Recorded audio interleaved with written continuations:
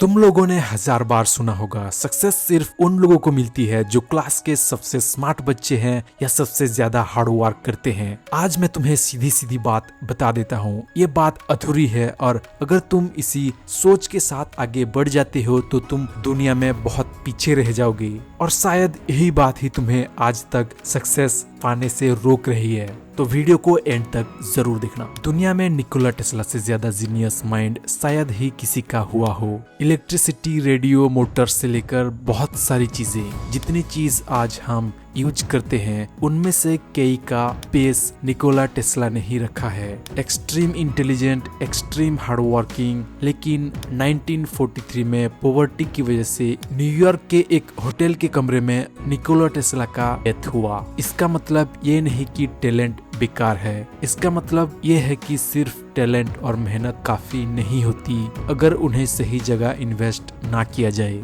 आज भी दुनिया में ऐसे लोग हैं जो अपने फील्ड के सबसे शार्प दिमाग है, लेकिन किसी और की कंपनी बिल्ड कर रहे हैं, किसी और का सपना पूरा कर रहे हैं। और दूसरी तरफ ऐसे लोग भी हैं जो क्लास में एवरेज थे, जिन्हें कभी टॉपर्स नहीं बुलाया गया, और वही लोग आज अपनी लाइफ डिजाइन कर रहे हैं। स्मार्टनेस सक्सेस को गारंटी नहीं करती। तो सवाल ये है कि असली फर्क है क्या असल में? दोस्तों, जो लोग हर सब्जेक्ट में अच्छे होते हैं उनके अंदर एक खतरनाक बिलीफ बन जाता है, मैं कुछ भी कर सकता हूँ, और इसी बिलीफ की वजह से वो कभी किसी एक चीज पे टिक नहीं पाते। सोचो, एक क्लास में 2 स्टूडेंट्स हैं, एक ने हर सब्जेक्ट में 85% प्लस स्कोर किया है और टॉपर है, दूसरे ने ज्यादा सब्जेक्ट्स में बहुत अच्छा किया लेकिन कुछ सब्जेक्ट्स में जस्ट पास ही किया है। लेकिन एक सब्जेक्ट में पूरा 100-100, क्योंकि वही उसका पैशन है, क्योंकि वो सब्जेक्ट उसका शायद फेवरेट है।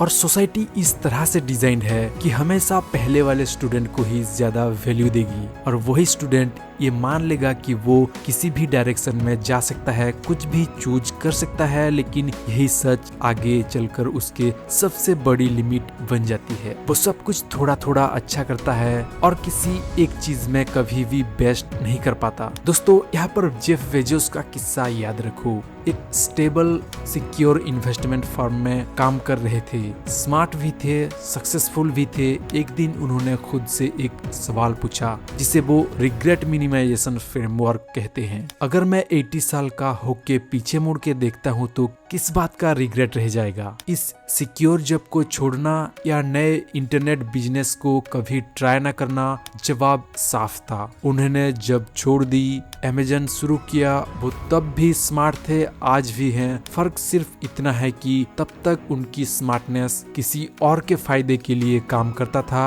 और आज खुद के लिए। जो बच्चे स्कूल में हमेशा अच्छा करते हैं उन्हें बहुत जल्दी एप्रिसिएशन और प्राइज मिलना शुरू हो जाता है, और इसी एप्रिसिएशन को प्रोटेक्ट करने के लिए वो रिस्क लेना बंद कर देते हैं। फैमिली की एक्सपेक्टेशंस गुड स्टूडेंट्स वाली रह जाती है और वो स्टूडेंट्स इन्हें बचाने के लिए वो अपनी पूरी जिंदगी एक ही सेफ ट्रैक पे गुजार देते हैं। साइकोलॉजिस्ट बताते हैं कि जब हम लंबे समय तक एक ही एनवायरनमेंट में रहते हैं, हमारा ब्रेन एक फिक्स्ड पैटर्न डेवलप कर लेता है। नए और अनप्रेडिक्टेबल प्रॉब्लम से वो डरता है क्योंकि उसे उन्हें हैंडल करने की प्रैक्टिस नहीं है। इसीलिए जब जिंदगी में अचानक कुछ ऐसा आता है जो कंफर्ट जोन से बाहर हो, ऐसे में लोग सबसे ज्यादा स्ट्रगल करते हैं, चाहे वो कितने भी इंटेलिजेंट या फिर कितने भी स्मार्ट क्यों ना हो। एक कोट है जो अक्सर मार्क ट्वेन से जुड़ा जाता है, मैंने कभी अपनी स्कूलिंग को अपनी एजुकेशन के बीच में नहीं आने दिया। इसका मतलब सिंपल है, सीखना कभी भी किसी सर्टिफिकेट या डिग्री का लिमिटेड नहीं होना चाहिए। अगर तुम स्कूल या फिर कॉलेज में टॉपर थे,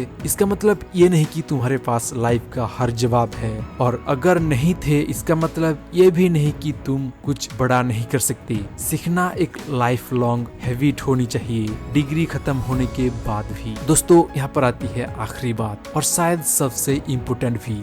जो लोग बहुत स्मार्ट होते हैं वो धीरे धीरे अपनी सेल्फ वर्थ को मार्क्स और कंपैरिजन से जोड़ने शुरू कर देते हैं। 2 नंबर भी कम आए तो दिमाग तुरंत फैसला सुना देता है, like you are not good enough. Stanford के साइकोलॉजिस्ट कैरोल ड्वेक ने इसी पर एक काम किया था। उनके एक्सपेरिमेंट में बच्चों को एक टेस्ट के बाद 2 तरह की प्राइज दी गई। कुछ को बोला गया तुम बहुत इंटेलिजेंट हो, कुछ को बोला गया तुम बहुत मेहनत की। जिन बच्चों को सिर्फ इंटेलिजेंट के लिए तारीफ मिली, उन्होंने अगला मुश्किल टेस्ट देना जरूरी नहीं समझा और मना कर दिया, क्योंकि हारने का मतलब था अपनी स्मार्ट वाली आइडेंटिटी को खो देना। जिन बच्चों को मेहनत की तारीफ की गई थी, उन्होंने टफ टेस्ट को भी देने से इनकार नहीं किया, क्योंकि उनके लिए हारना सिर्फ एक रिजल्ट था, उनकी पहचान नहीं। और यही डिफरेंस रियल लाइफ में भी दिखता है। माइकल जॉर्डन अपनी हाई स्कूल टीम से रिजेक्ट हो गए थे।